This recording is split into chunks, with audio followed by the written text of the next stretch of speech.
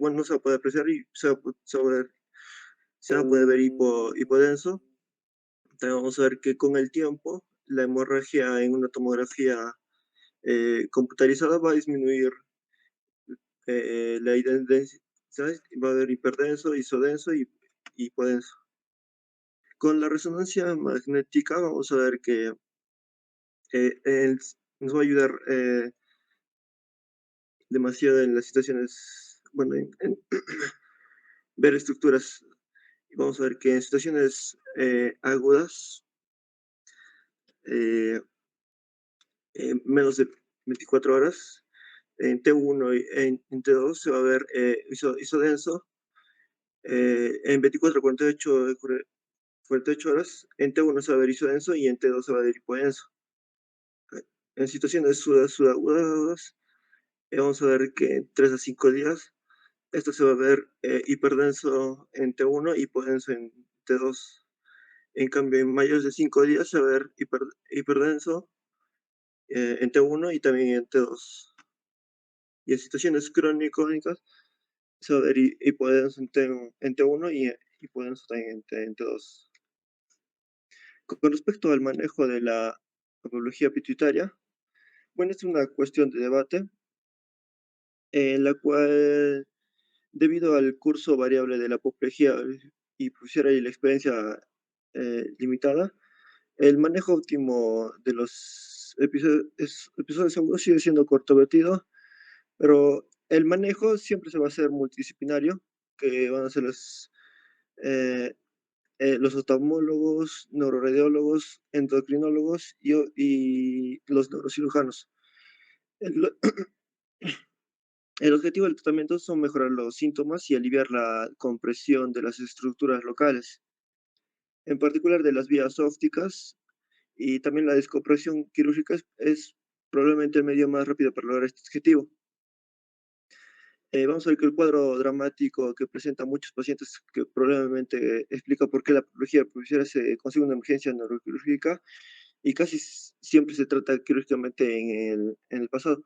Sin embargo, la cirugía conlleva también riesgo a la rinorrea de líquido cefalorraquídeo, daño de la hipófisis posterior, con riesgo de diabetes insípidos permanente e hipopituitarismo debido a la extirpación del tejido hipofisiario normal. Y la incidencia de estas complicaciones cae también con la experiencia del neurocirujano.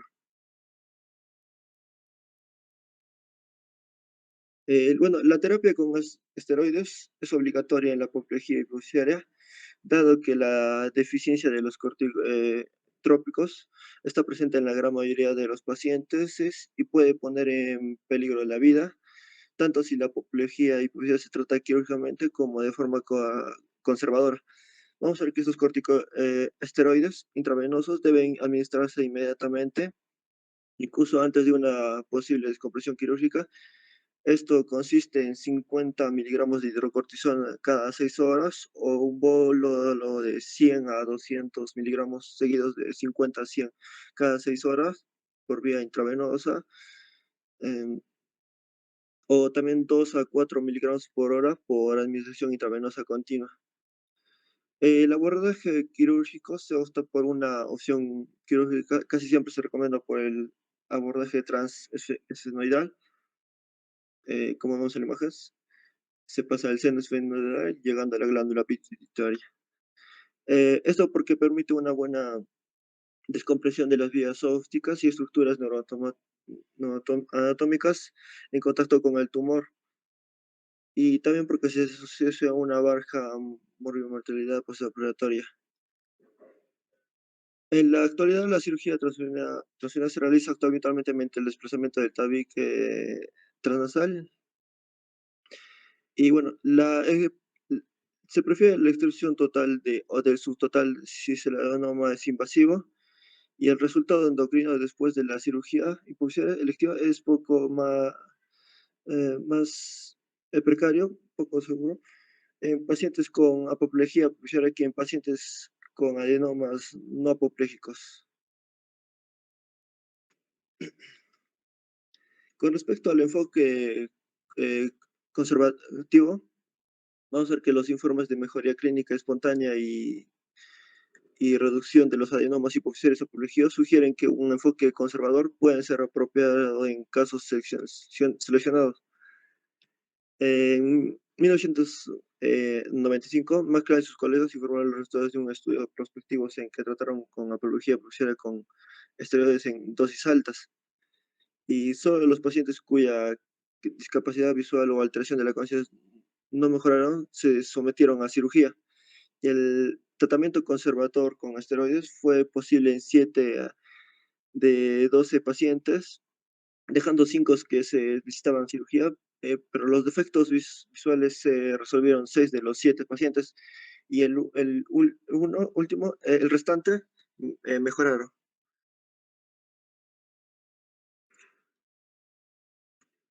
También recordar que la prevalencia post-tratamiento de la eficiencia de la hormona pituitaria y la incidencia de recrecimiento tumoral fueron similares tanto en pacientes tratados de formas conservadoras y quirúrgicas. Eh, Se nos plantea cirugía o tratamiento conservador. Eh, en 3 grandes estudios retrospectivos han comparado los resultados de los pacientes con apoplegia tratados de forma conservadora y quirúrgica.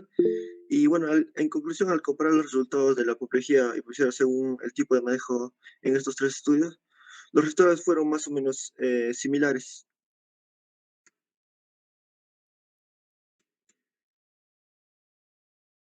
Vamos a ver que la parálisis oculomotores se resolvieron por completo en el 64 al 100% de los pacientes tratados de forma conservadora, y 63 al 75% con pacientes con cirugía.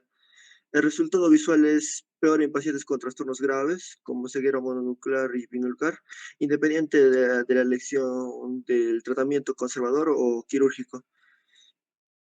También, sin embargo, las tasas de recuperación o mejoría de la agudeza visual del campo visual son similares después del tratamiento tanto conservador y quirúrgico. Vamos a ver que las proporciones de los pacientes con hipocortisolismo, hipotiroidismo e hipogonadismo post-tratamiento son aproximadamente las mismas en los mismos grupos, quirúrgico y conservador.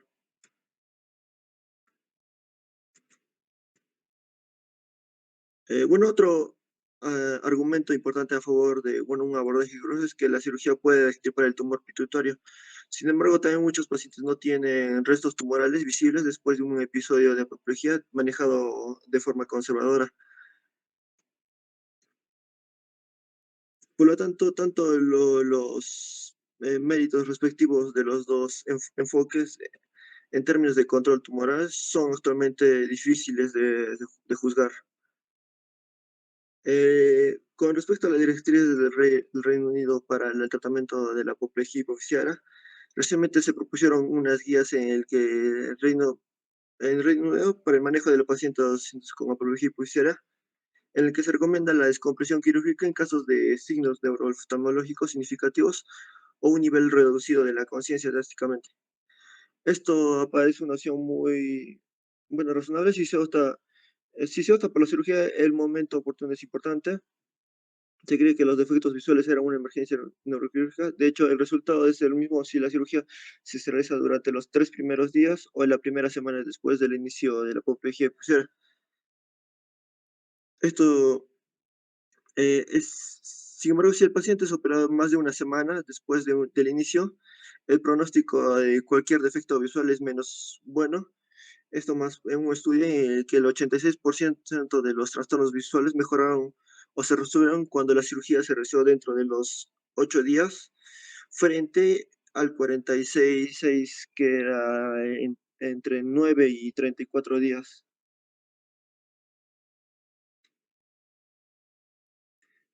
Y bueno, en las conclusiones, vamos a ver que la apoplejía hipoxiara es un síndrome clínico poco común causado por una hemorragia repentina o infarto de la glándula pituitaria, generalmente dentro de un adenoma hipoficiario preexistente, y puede ser a veces difícil de diagnosticar. Una tomografía computacional de resonancia magnética confirma el diagnóstico para revelar un tumor hipoficiario con componentes hemorrágicos o necróticos. Y como hemos visto que la tomografía computarizada es el examen de urgencia inicial de elección para los pacientes con que presentan una cefalea intensa. de la resonancia magnética vamos a poder evidenciar también la deficiencia de corticotrópicos pueden poner en peligro la vida si no se trata, por lo que el tratamiento con glucocorticoides siempre debe iniciarse de inmediato. Y debido al resultado altamente variable de estos síndromes y ausencia del estudio prospectivo del manejo óptimo de la patología aguda es controvertida. Algunos investigadores abogan por la descompresión quirúrgica transfemoral temprana para todos los pacientes, mientras que otros optan por un enfoque conservador para pacientes seleccionados, aquellos sin agudeza visual o defectos en el campo y con conciencia normal. Y la regulación de la función hipoficiaria y la masa tumoral en los meses posteriores al episodio de la apoplejía aguda es obligatoria para determinar si el efecto hipoficiario es permanente o no. Es para comprobar el paciente el patrón hipersecretor del adenoma e iniciar el seguimiento de un posible remanente tumoral. Y bueno, eso es todo, doctor. Ya, gracias, Gonzalo. A ver, ¿tienen preguntas? Yo tengo algunas. Muy bien. ¿Cuáles son los síntomas más importantes de una apoplejía? Eh, doctor, estos son la cefalea intensa, la alteración visual. A veces también se presenta, lo principal es en el 80% de los casos es la cefalea intensa, la más fuerte en su vida. Las alteraciones visuales, como es la hemenosia bitemporal, eh, también una alteración de la conciencia, y cuando a veces, esos son más importantes. Ya, perfecto, muy bien. Sin embargo, la cefalea es un síntoma bastante común, ¿no es cierto?, en medicina. O sea, muchas personas tienen cefalea. ¿En qué pacientes yo debería sospechar que está haciendo una apoplejía? Si un paciente viene con cefalea intensa, como dices, puedo decir que solo es una migraña, ¿no? Otro tipo de causa de cefalea, o qué datos me harían a mí sospechar que es una apoplejía. Ah, también lo más importante es saber si hay un adenoma preexistente, los que nos va a guiar al diagnóstico. Claro, ¿no? Que diga, doctor, a mí me detectaron hace tiempo un prolactinoma, por decir, ¿no? O un adenoma, ¿no es cierto? Y si no tiene ese antecedente, puede ocurrir. Sí puede ocurrir, doctor. Eh, lo que sería más difícil el diagnóstico, por eso hay que ser, digamos, guiarnos con las manifestaciones. Nos pueden confundir como el diagnóstico diferencial, como es la meningitis bacteriana, por la irritación meningia, pero lo que nos puede descartar la meningitis bacteriana es por la afectación de los pares craneales, lo que va a una apoptosis, o si no la menopausia bitemporal. Y también si se hace un cultivo de líquido cefalorraquídeo. Claro, porque muchas veces los pacientes, como tú dices, bueno, la mayoría ya tienen el antecedente, pero muchos pacientes no tienen todavía el diagnóstico y se detecta recién el adenoma cuando hacen una apoplejía. También hay ese grupo de pacientes. El tratamiento, Gonzalo, recomendado, la conclusión del tratamiento, ¿cuál es el tratamiento? Doctor, el ¿Se opera artículo, o no se operan? mm, se opera cuando el nivel de conciencia o la agudeza visual están, están imperando. Pero el tratamiento conservador y quirúrgico, digamos, es un poco controvertido porque tanto la agudeza visual se mejoró en los dos pacientes y bueno, Doctor, quería acotar en esa parte. Dime. Doctor, para ver si es proceso quirúrgico conservador, precisamente es ese sistema de puntuación que nos muestran en la exposición. Y también, como dice mi compañero, hay una controversia sobre los dos, pero ahí puntúan de que una gradación de 4 o más puntos en este sistema de puntuación sí o sí va a una intervención quirúrgica. ¿Y ¿Cuándo es que tomamos un tratamiento conservador? Aquellos pacientes que no tienen afectado el nivel de conciencia, o sea, el nivel de conciencia es normal y tampoco están presentando defectos de campo o hayan defectos de la agudeza visual. Entonces, en ese caso sí se podría ver si se hace quirúrgico o conservador. ¿Ya? Y en esa puntuación, ¿qué parámetros toman? ¿Cuáles son los parámetros más importantes? Doctor, el nivel de conciencia, la agudeza visual, los defectos del campo visual y la paresia ocular. Ya, exacto. Entonces, en general, se opera cuando estás viendo que el tumor está muy grande, porque recuerden que esto no es no solo el tumor, sino es una hemorragia en el tumor, o generalmente una hemorragia, que va provocando compresión de masa. Y la compresión de masa es la que recuerden que está muy cerca el quiasma óptico, ¿no? Y puede comprimir el quiasma óptico y estaría en riesgo la visión. Entonces, básicamente es cuando el tumor está creciendo rápido, ¿no? Y claro, se utiliza esta puntuación o los criterios clínicos para ver si está creciendo muy rápido el tumor. Por eso hay cefalea intensa, porque está habiendo una hemorragia ahí, ¿no? Entonces, si hay compromiso de la conciencia o signos de que el tumor está creciendo por la hemorragia, obviamente, entonces ahí se indica operar, ¿no? Pero en la práctica, en la mayoría de los casos, estos pacientes van bien con tratamiento conservador, ¿no? ¿Y qué medicamento es el que se debe dar, Gonzalo, en el tratamiento conservador? Gonzalo, ¿estás ahí todavía? Ah, sí, doctor, disculpe. En estos pacientes se da los corticoides, ¿Y por que qué se da era corticoides? la hidrocortisona, ¿Y por qué se da corticoides? por la eficiencia de los corticotrópicos que está en la mayoría de los pacientes.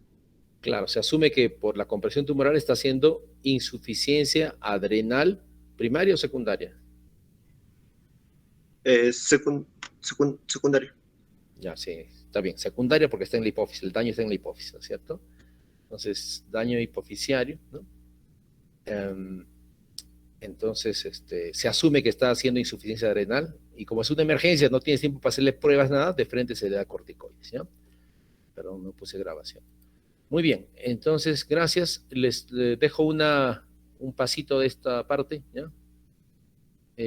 Pero vamos a complementar con la segunda parte. Bueno, vamos a hablar ahora voy a hacer una pequeña introducción del tema que vamos a ver. Ahora, vamos a pasar